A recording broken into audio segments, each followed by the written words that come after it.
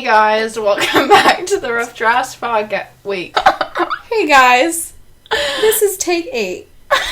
We went to Dunkin' earlier because they had free medium iced coffees or iced or hot with any purchase.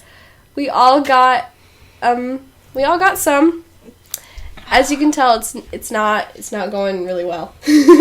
Yeah, we got those coffees at I think 11:50. It's now 1:32 and we still have not recorded this. Oh, also, we have to acknowledge we're in person for the first time. Yeah. We are. Just for some context, we are all sitting in Katie's room on the floor. Yeah. And we've been doing so for about an hour as we have got interrupted by laughing too much.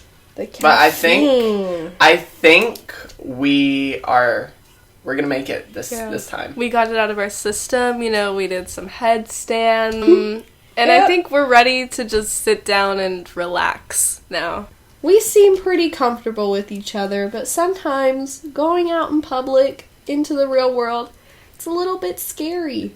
So today we're going to talk a little bit about social anxiety.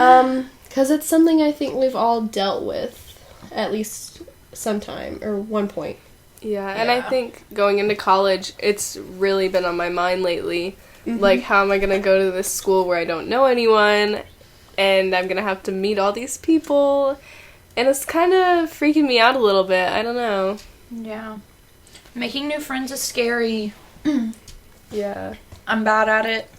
I don't really go out of my way to talk to people. Like, if you want to talk to me, I'll talk to you, that's cool, but I'm not a conversation starter. I don't really like small talk because it's pointless. Mm-hmm. Yeah, me either. Like talk to me about the universe, Yeah. I think something I've done that's definitely not good is I've gotten too comfortable with my anxiety, I guess, where it's to the point where I can just not know anyone in a situation and just decide that I never need to know anyone, and then I just never involve myself in things, which I think is something I need to work on. I think I'm that way, especially with online school. I know that there's an option just to not do it. I think, and this relates to social anxiety as well. I'm not talking about work, but like participation-wise, like there's no one stopping you from like not turning on your camera, not talking. Even today in chorus, I didn't want to even like turn on my camera, so I just typed, "Hey, I'm here." You just exposed yourself. Yeah. Well, like, did. I mean, it's the truth. And it's because I just, like, have that option of, do I want to do this? No. Would I rather stay in my comfort zone and just be a hermit crab? Yes. Yes. And I think that that's what social anxiety is. It's, like, not necessarily that you want or you don't want to, like, be social. It's just the fact that you have the option and you rather just, like, stay in your close circle. I would absolutely love to have a huge circle of friends, but with me that's just not realistic because I don't know how to make those connections with people. All of my friends that I have are either from when I was super little or people I've met through those people. I can tell I've gotten a little bit better, and I think with my job and working in customer service, it's not every conversation is going to be really deep and meaningful, but I've gotten better at making little connections and just kind of relating with people. And I think that'll help me in college, but I don't know. It'll help you get tips, too. Oh, yeah. Yeah. Sometimes, like, at my work, I'll just talk to people because I, like, hope they tip. And I don't know if that's, like, a bad mindset, but, like, I'm like, yeah, I'm gonna be, like, super nice to this person, so I'll get a tip. Yeah. Sometimes that's what you gotta do. Maybe I'm crazy. No. So I think just, like, having that sense of motivation, whatever it may be, even though you have social anxiety, can really help you, whether it be, like, if I turn on my camera, people will see me, I don't know. But just a sense of motivation could really be a difference. Yeah, and I think especially, I think our generation really deals with this because we've been able to be so disconnected from certain things because we just have grown up on the internet which I don't think is necessarily always a bad thing, but I think with this, it's definitely caused a lot of people to be sort of uncomfortable in real life situations. Yeah, I think for me, now it's, like, less social anxiety. Because in middle school, I definitely had it really bad. Like, anytime I heard people, like, talking quietly, I would assume they were talking about me and that it was bad.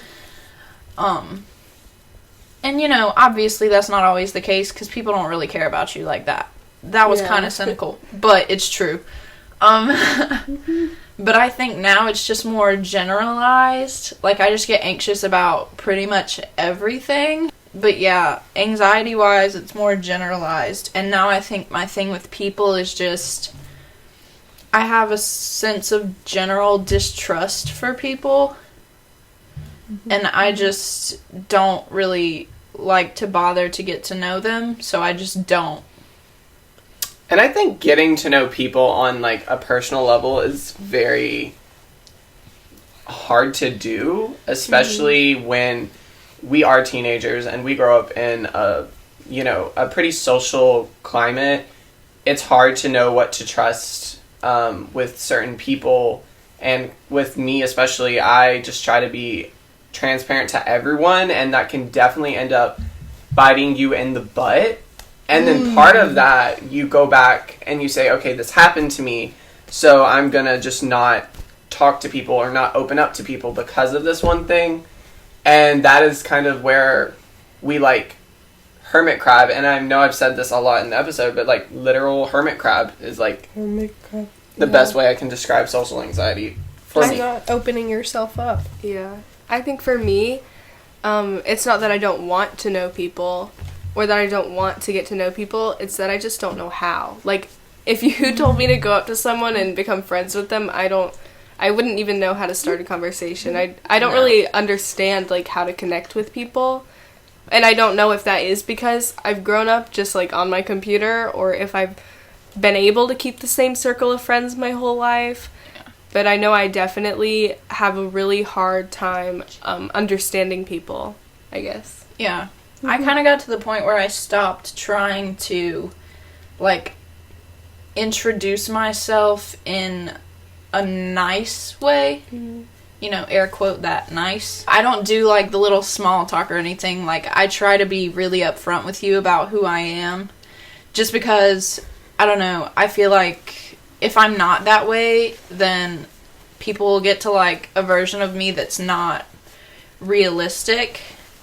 Because, like, I'm a mess a lot of the time. And if, like, someone can't handle that, or I think they can't handle that, then I'm not gonna lie to them about it. Yeah.